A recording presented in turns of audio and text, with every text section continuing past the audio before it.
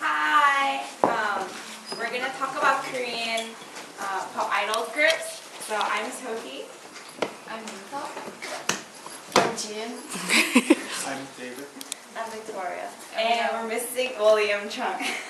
Welcome. Yes.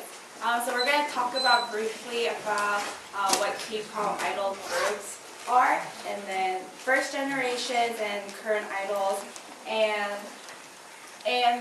the history of K-pop in Japan, and their visual images of them, and yes, so we'll start. K-pop refers to a musical genre which originates from South Korea and is more used to refer to songs produced by idol group after 1990s. And the success of Satoshi and Boys brought a new audience to K-pop teenager, which led to the emergence of so-called idol bands. And there are 4 leading first generation of idol groups, and they all have their each symbol color, and they are H.O.T, J.S.K.I.S, S.E.S, and Pinkle. H.O.T was forerunner of first idol group, and they are formed by SM Entertainment. And one of the unique fandom performance at the time was using color as a symbol of the group. And H.O.T's symbol color was white. H.O.T was not just an idol group, but a kind of brand in the market.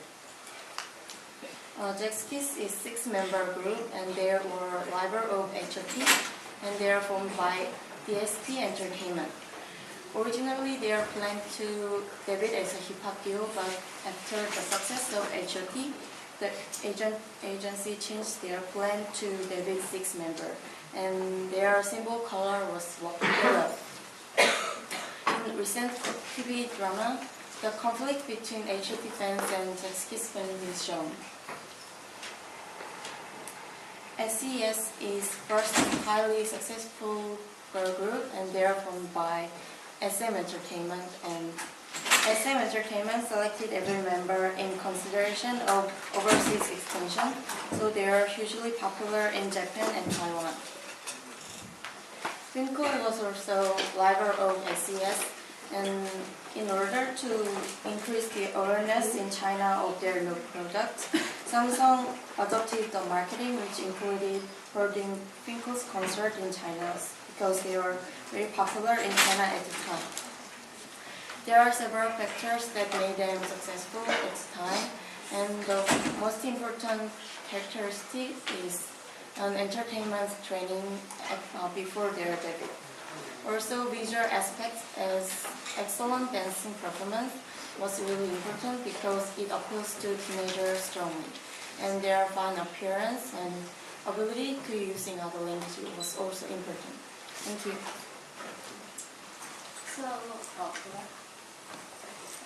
So this is kind of a subject that you could talk a lot about, but since I only have 2 minutes, I will shorten it to a very, very general sense. So most of the case, these Korean pop groups, they would take 4 music genres and they would adapt it to fit their style. So for example, not all groups stick with their original concept, like how the ones from the original came up with a cappella, but they kind of strayed from that. 21, they initially said they were a reggae group, but then they drifted from that since. So they do test the waters and see what fits their audience more.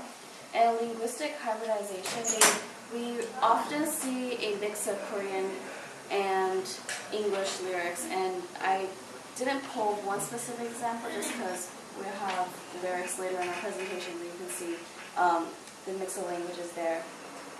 Yeah. And so one major difference between the success of K-pop and J-pop is the approach of marketing.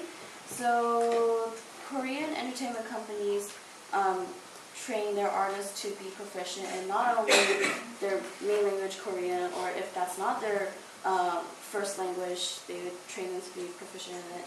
So they learn Japanese, Chinese, and English, and sometimes even Thai. So when they go tour in these countries, they can say greetings and then interact with their fans, even if it's just really basic conversations in the language. the fans will feel much more appreciated because the artist took the time to learn the language. And also, some of the more popular groups, they actually have non-Korean members. Like in the left, it's Nichkun from 2PM, and in the middle is Faye and Jia from Miss A, and to the right is Victoria from FX. And of course, the really popular title songs, they released international versions of it. Like the Wanjingi, they released Chinese versions of Rising Sun, and they also did a version for Hug, which was their debut single. And to the right is Mr. Taxi.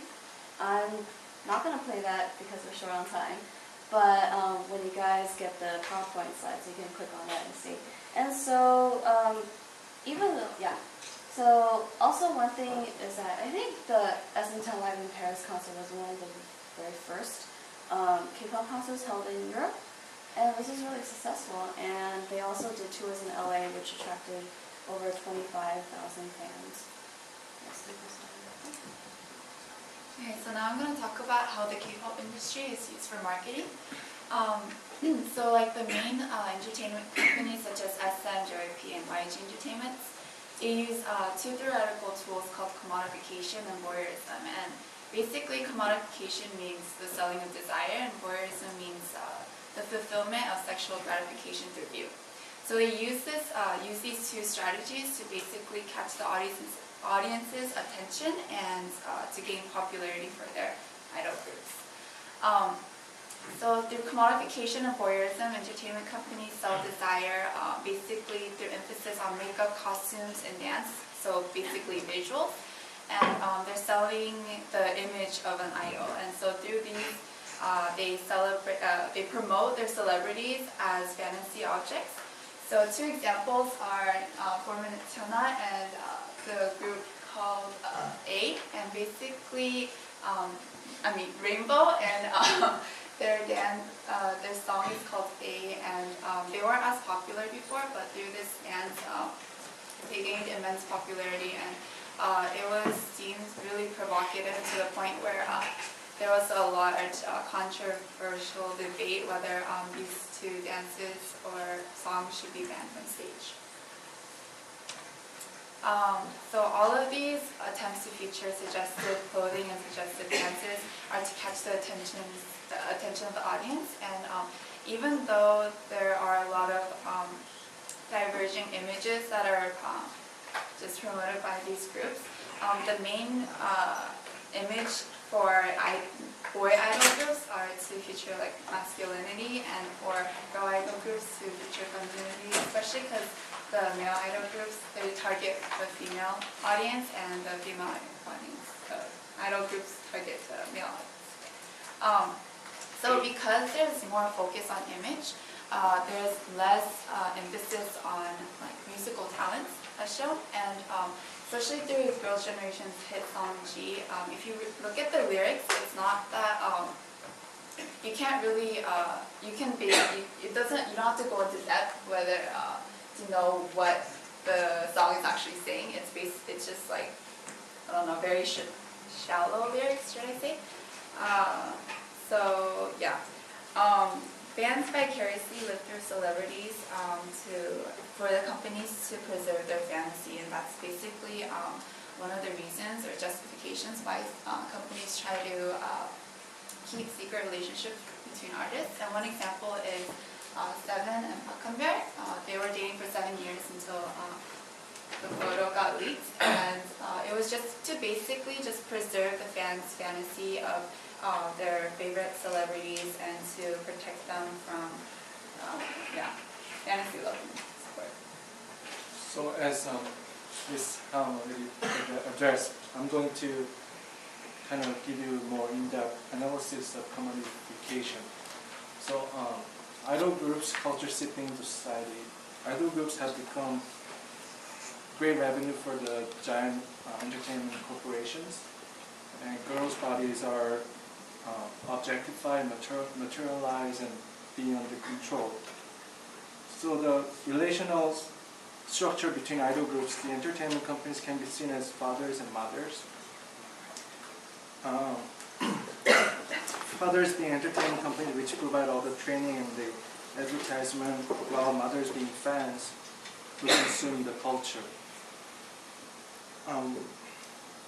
One of the article by Yeran Lee talks about resexualization, which means just redefining what masculinity and femininity is about through the images of idol groups. One such example of K-pop star or idol group being commodified is IU. She has appealed to a wide range of fans. Her childlike innocent femininity gathered Samchung fans or uncle fans. And this shows that K-pop consumers can be used, but also older people such as Samchung. And some scholars argue that the patriarchal culture is reproduced since the image of girls are out there and to be consumed. Femininity in boy groups is also phenomenal in that masculinity with self-power is now accepted and promoted in society. So just to sum up, the glamorization of idol groups set the standards of masculinity and femininity and even appearances. Consumers are affected by social pressure to follow the normative culture by investing in health and beauty products. And what are the consequences? This can engender some of the unintended and adverse impacts on many individuals who undergo plastic surgeries in society, rewarding based on appearances, not based on skills and efforts. Okay, so I'm going to talk about first generation idol groups first, and this is SES, that's HT, and that's Singapore. Yes, and the quality of the music was much better than current idols because it doesn't simply reuse repetitive words or sound like G from 소녀시대. And then there was a song "Come Back Home" by Substation Boys, and then that actually made a lot of teenagers who ran away from their houses to come back home.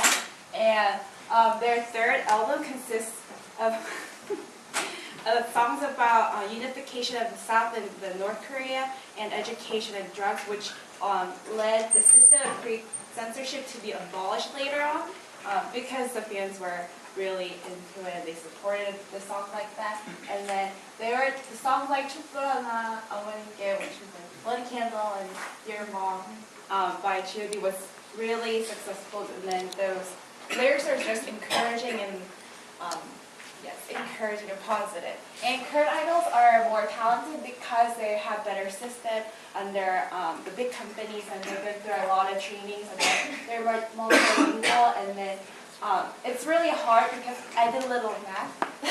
There are about 50 idol groups debuted each year, and then let's say there are 5 members in each group, that's 250, and then we have 1 million trainees right now in South Korea, and 250 out of 1 million gives you less than 1.1% of people debut, actually becoming idol stars each year. And I have a short clip. SM Entertainment, the management that nurtured HOT and Shinhwa, trained this future pop icon of Asia as well. When she first came to SM Entertainment as a 5th grader, the first thing Boa learned was languages, not how to sing or dance.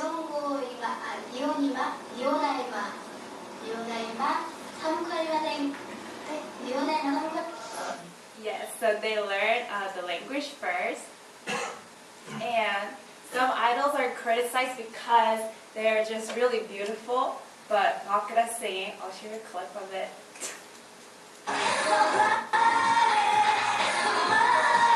Yes. Did you guys hear that? No? I'll play one more time.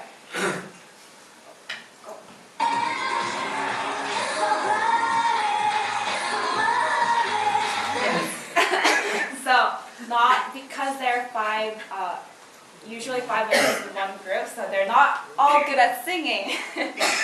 And they appeal to very sexual and lustful images. This is very in Korea, as you can see, but that's what audience like these days. And this is Seal from 21, very revealing clothes on.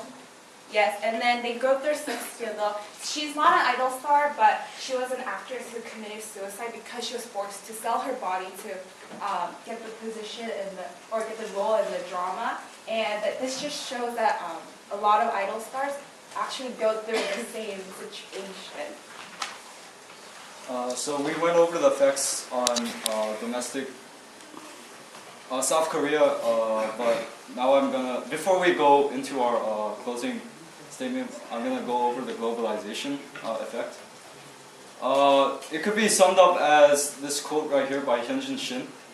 Pop music is one of the most active cultural fields in which cultural flows cross borders, but also because this aspect of cultural flow appears to be more striking in music than in any other genre of popular culture, such as fashion or film. And next.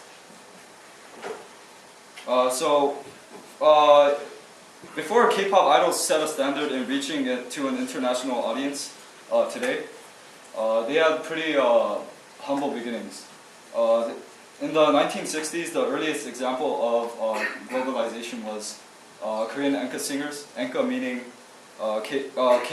Korean singers who relocate to foreign countries, such as Japan. And one of the first was Kim Yeonja. And this became a Japanese trend until the 1970s, when the trend began to disappear, fade out. And